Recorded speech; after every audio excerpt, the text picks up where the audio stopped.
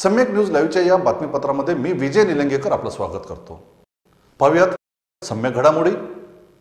Phoenix multispeciality hospital and critical care centre, Shivajinagar, Nanded. Ideal institute of biology, Nanded आणि Latur, leader in biology. एक खुणगाट आपण सारा बांधा की ही सत्ता मराठ्यांची सत्ता नाही हे आपण लक्षात घ्या। फुशारकीने मराठे म्हणतात की आमची सत्ता आहे। मग तुमची सत्ता आहे तर कांदा का रस्त्यावरती फेकला जातो?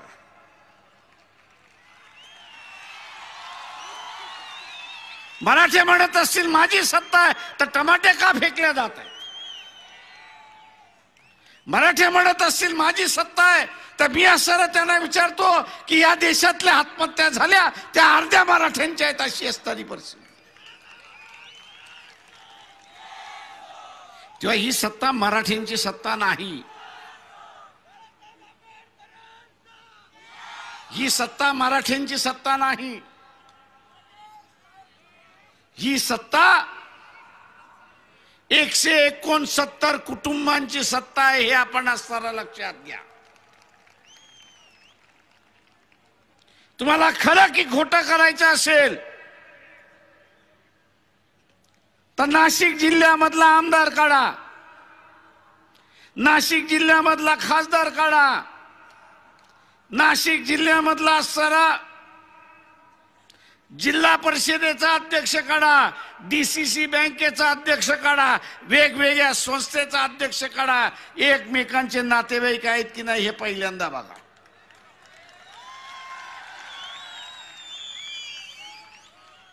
हे नात्या गोत्याचं राजकारण आहे।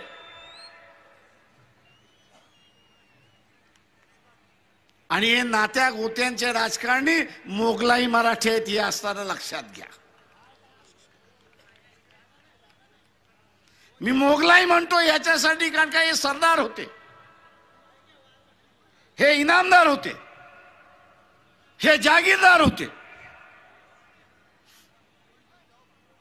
कालच जिजाऊंची असणारी जयंती आपण असताना साजरी केली।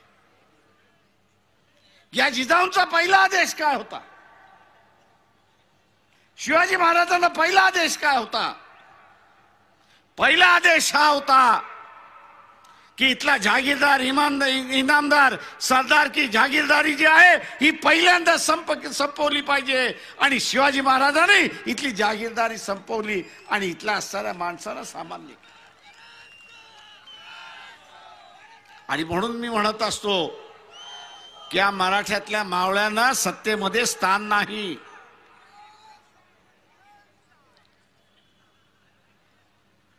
मराठा मावळ्यांना इथला असणाऱ्या सत्तेमध्ये स्थान नाही।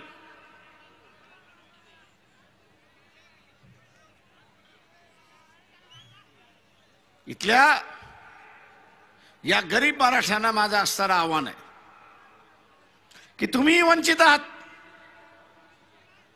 इथला जसा धनगर वंचित आहे, माळी वंचित आहे,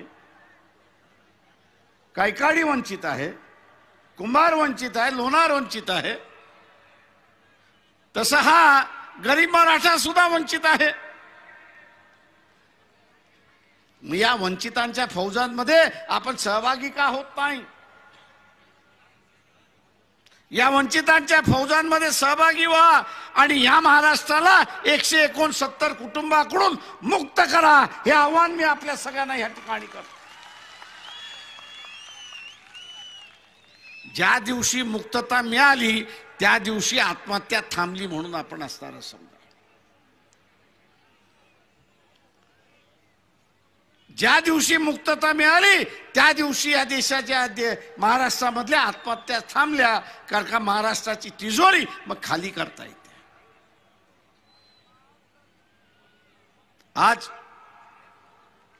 महाराष्ट्रावर दुष्काळ, पण हे माधुकरीचं सरकार, भटजीचं सरकार, पुजाऱ्याचं सरकार माधुकरी करणारा, पुजारी करणारा, भिक्षा मागणारा हा मागत असतो, हा देत नसतो.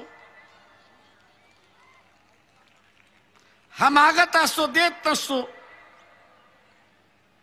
आणि म्हणून दुष्काळग्रस्तांना मदतीसाठी या सरकारचा हात नाही. तर आम्ही 6,000 कोटी त्यांच्याकडे पाठवलेत, 5,000 कोटी ह्यांच्याकडे मागवलेत, 3,000 कोटी ह्यांच्याकडे मागवले. अरे किती मागवलेत ह्याची घेणं देणं नाही. गुरांना चारा नाही त्याची असणारी परिस्थिती, पाण्याची परिस्थिती बिकट होणार आहे, त्याचं प्लॅनिंग काही करा. तर त्याच्याबद्दल काहीच नाही. आणि म्हणून असं हे जे उपेक्षित सरकार आहे,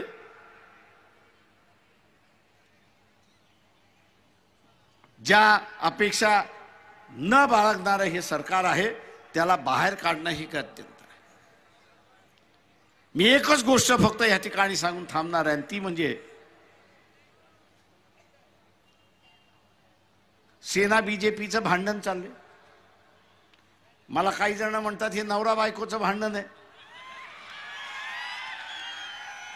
मी असताना म्हणतो की हे नवरा बायकोचं भांडण नाही,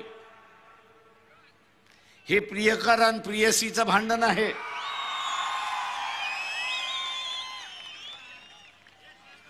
का नवरा बायकोचं भांडण एकदा टोकाला गेलं की ते असताना डायव्होर्सच्या मार्गाने जातं. हे आता डायव्होर्स होणार, आता डायव्होर्स होणार, आता डायव्होर्स होणार, पण हा डायव्होर्स होणार नाही. कारण का हे नवरा बायकोचं भांडण नाही, हे प्रियकर आणि प्रियसीचं असताना भांडण आहे. तेव्हा आपण बघत असाल प्रियकर अमित शहा आणि प्रियसी असताना उद्धव ठाकरे.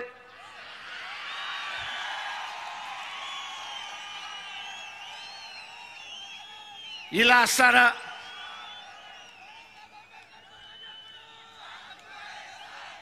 विनंती करण्यासाठी, मनमानी करण्यासाठी, समजवण्यासाठी,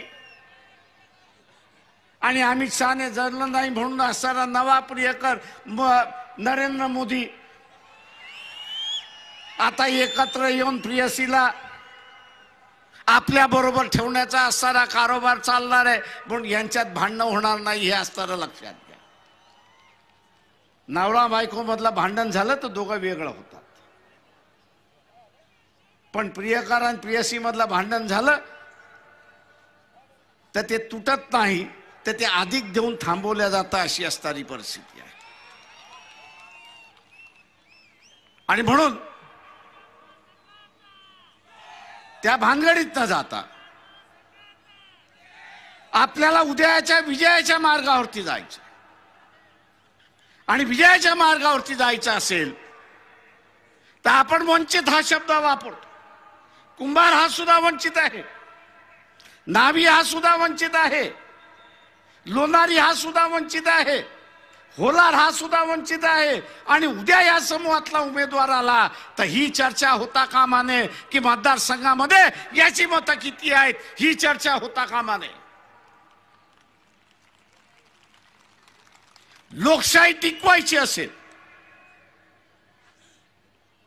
लोकशाही सुदृढ करायची असेल, सर्व माणसांपर्यंत घेऊन गेली पाहिजे, तर या समूहाला प्रतिनिधी देण्याचं काम हे आपलं असलं पाहिजे, हे लक्षात घ्या. आणि म्हणून जो कोणी वंचित आहे त्यांनी एका वंचिताने दुसऱ्या वंचिताला मतदान दिलं पाहिजे आणि जिंकण्याचा पताका या महाराष्ट्रामध्ये आपण उभा केला पाहिजे, हे आपण लक्षात घ्या.